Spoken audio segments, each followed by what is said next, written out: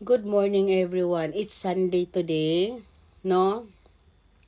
So last Friday, nakita ko yung interview ni MG doon kay Mami Susan Broiler. Nakakaantig ng damdamin, nakakasad, nasad talaga ako sa kwento ni Mami Susan. Talagang lalo ako talagang nabibisit ito kay Norman Mangusin aka Francis Leo Marcos na piki talaga impacto ka, no?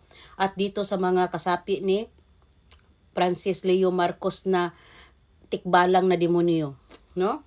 Ako lang everyone sa totoo lang nagpa-follow ako sa story nito everyone. Wag niyo sabihin na katulad sa mga nagko-comment din minsan no, na ako daw nagpasikat lang daw ako at content nag lang ginagatasan no. Wala pa akong kita dong mga inday, wala akong kita at saka yung sa YouTube ko wala din akong nakikita pa dahil hindi pa ako monetize at dito sa Facebook ko hindi ko alam kung bakit ako nagkaroon ng mga siguro mga 3,000 yen lang ata yun isang beses at mayroon pang pangalawa na siguro 3,000 yen din yun matagal na last year pa yun hindi ko pa nga nakuha hanggang ngayon at wala pa akong kita na malaki na sabihin niyo na nag-content creator ako dito nang dahil magkapera ako kung magkapera man ako okay lang kung hindi din okay lang din pero mas gusto ko din magkapera kasi mukha nga din akong pera minsan dahil mahilig akong alam mo naman marami akong gustong tulungan at alam mo na money is life din dito sa mundo but hindi tayo gagawa ng content dito na ikakasira sa ibang tao, no? Like nito nila ni Francis Leo Marcos, no? Gagawa tayo ng content dito, awareness. Yun lang ang gawin natin at yung mayroong kabuluhan, hindi yung mabibisit ang mga tao sa atin, no? Katulad yan ni Francis Leo Marcos na impaktong tikbalang na pangit hampas lupang patay gutom na yan, no?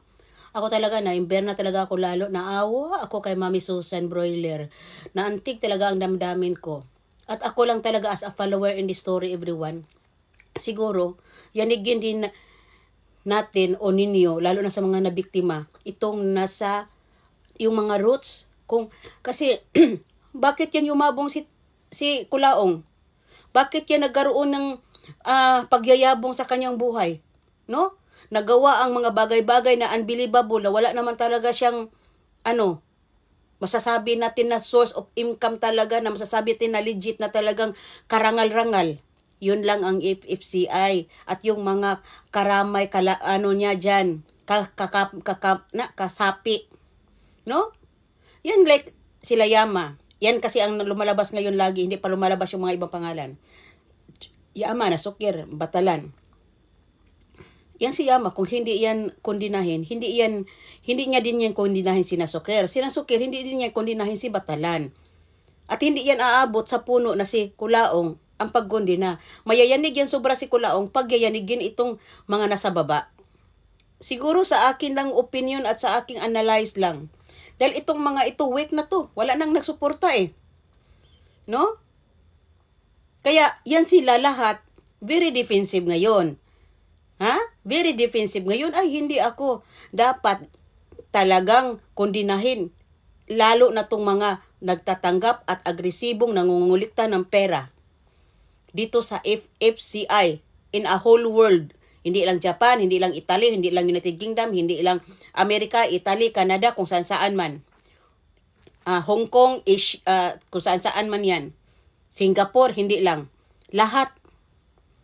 Dahil alam nyo, sa totoo lang, this is a big awareness, everyone. This is a big awareness. No? Mag-content tayong lahat about dito. Para malaman sa lahat na talagang mag-ingat kayo sa mga tao na to dahil mga scammer, mangluluko to. Dahil alam nyo, sa totoo lang, galit sila na tawaging scammer. Galit sila na tawaging mangluluko. Galit sila tawaging mga budol. Pero ano ang ginagawa ninyo? Tama ba yan? Na magbigay si Mami Blurrer at kung si si Karen Whitmore ba yon ng milyones at sabihin na tulong lang sa kanya? Sino ba siya? Asawa siya? Sino siya? Anak? Sino siya kamag-anak na bigyan ng milyon-milyon? Ha? Na ang hirap ko kitain ng ikaw Yama, sa totoo lang, alam mo, kasi kung nag-a-abroad ka man, magbigay ka ng milyon kay Kulaong na tulong lang? Ha? For example, natulong lang. Or kung sino man. Mayroong ang lumalapit sa atin kahit marami pa tayong pera. Magbigay ka basa-basa ng milyon lang, lalo na hindi mo yan kakilala. Hindi mo pa yan kamukha. Tanginang yan. 'Di ba? Tapos ganun lang ninyo sabihin na hindi naman yan pinipilit at hindi naman yan tinutukan ng baril para magbigay. Yung mga salita ninyo, ang dahilan. Ang mga pagpapanggap, yan ang dahilan kung bakit nagbigay mga tao. Ha?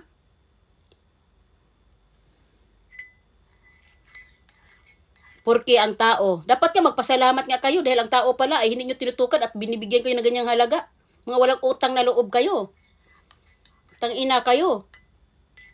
At nagawa nyo pang sisiraan si Mami Susan Broiler. Wala kayong konsensya sa matanda. Hay nako.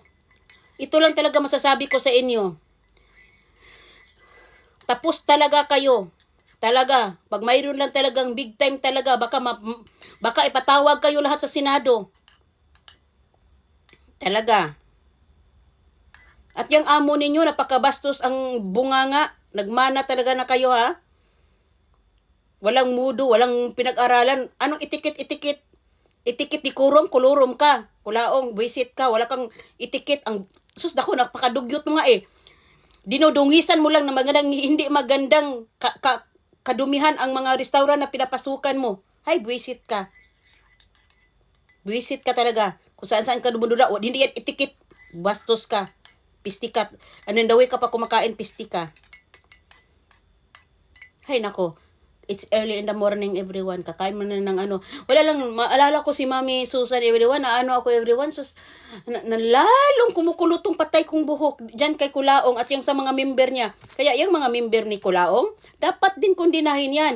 Kayong mga nabiktima, idemanda nyo yung mga yan. Kung mayroon kayong mga ebidensya. Para din, mayanig yan sila lahat. Yan lang ang masasabi ko. And it's Sunday. And good morning. No? Happy Valentine's sa lahat. Sa mga walang love life at may love life.